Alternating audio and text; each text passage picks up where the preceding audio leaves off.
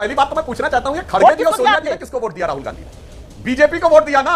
आप जवाब दीजिए। भाजपा को जिंदगी में पहली बार वोट दिया है भाजपा के किसी नेता को? राहुल जी और सोनिया जी ने। हम तो कॉन्स्टिट्यूशन के सदस्य नहीं, हम कॉन्स्टिट्यूशन के सदस्य नहीं है या फर्जी चाणक्य के साथ है, तो आपको बताना पड़ेगा। इधर उधर की बात ठीक नहीं है, आप बोल रहे हैं, बीच में नहीं बोला। क्या बात करते हैं अपने बारे में? वो कह रहे हैं कॉन्स्टिट्यूशन क्लब के सदस्य नहीं। पिक्चर चालू करो बे। लेकिन जब देश के सर्वोच्च अदालत में एसआईआर को लेकर सुनवाई चल रही हो तो फिर सड़क पर उतरकर प्रदर्शन के पीछे का मकसद माने क्या है, ये मैं आपसे समझूंगी। लेकिन सुधांशु त्रिवेदी जी, अब यहाँ पर साफ साफ आरोप लगाए जा रहे हैं विपक्षी दलों की ओर से कि चुनाव आयोग वोट की डकैती कर रहा है, भारतीय जनता पार्टी के साथ मिला हुआ है, बीजेपी को सूट कर रहा है। तो बीजेपी और चुनाव आयोग एक दूसरे की भाषा बोलते हुए दिखाई दे रहे हैं। और इन्होंने भी जो आरोप लगाए, एक लिस्ट गिनाई है बिहार के मतदाताओं की, कहीं जो मरे हुए लोग हैं उनको जिंदा बता दिया, जिंदा लोगों को मरा बता दिया। तो इसको ठीक करने की जिम्मेदारी तो है ना चुनाव आयोग की। सुधांशु जी, बात तो सही है। क्या गलत कह रहा है विपक्ष? देखिए, आपके लाखों दर्शक जो देख रहे होंगे और जो सुप्रिया जी बोली या जो राहुल गांधी आके बोलते हैं, मैं दर्शकों से पूछता हूं, ये एसआईआर के विरोध में जाता है तर्क या एसआईआर के पक्ष में जाता है?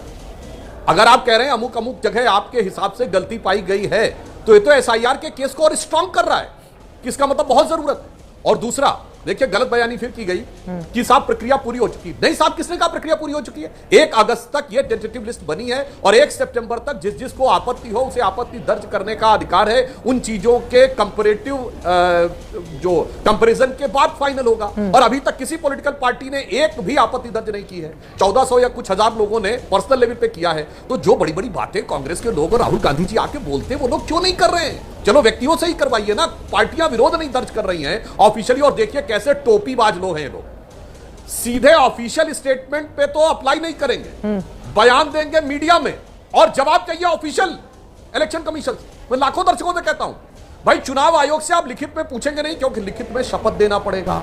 जैसे हम सब आप अपना जब वोटर का मतदाता का फॉर्म भरते हैं तो नीचे एक लाइन लिखनी होती है ना कि मैं शपथ पूर्वक कहता हूं या कहती हूं कि ये सारी जानकारियां सही हैं। वो नहीं लिखना है, क्योंकि उसमें तो सजा होने का खतरा है, सदस्यता जाने का भी खतरा होता है। मगर मैं तो मीडिया में बयान दूंगा और चुनाव आयोग ऑफिशियल बोले।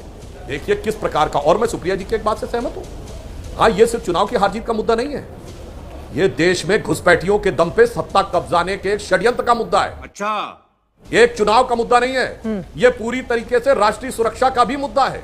कितने लोग मृत हैं, कितने लोग दूसरी जगह हैं, कितने लोग वो हैं, वो सब तो चुनाव आयोग ने स्पष्ट कर रखा, वो एक अलग बात है। मगर मैं पूछना चाहता हूं, ये राहुल गांधी जी बेंगलोर की सीट का बोल रहे थे, उसी बेंगलोर सेंट्रल सीट में 2 और विधानसभाएं हैं, चामराजपेट और शिवाजी नगर, उसका नाम क्यों नहीं ले रहे हैं? वहां कांग्रेस को 62% वोट मिला है, जो कि वो माइनॉरिटी डोमिनेटेड है। और आप साबित क्या करना चाह रहे हैं कि आपकी कर्नाटक में सरकार है, आपके सीएम को कुछ नहीं पता, आपके डिप्टी सीएम को कुछ नहीं पता, आपके प्रदेश अध्यक्ष को कुछ नहीं पता, अभी पता से वो किसी नहीं कर रहे हैं। और अगर कर्नाटक का मंत्री बोल दे रहा है गड़बड़ हुआ, फटाक से उसको निकाल बाहर कर दिया।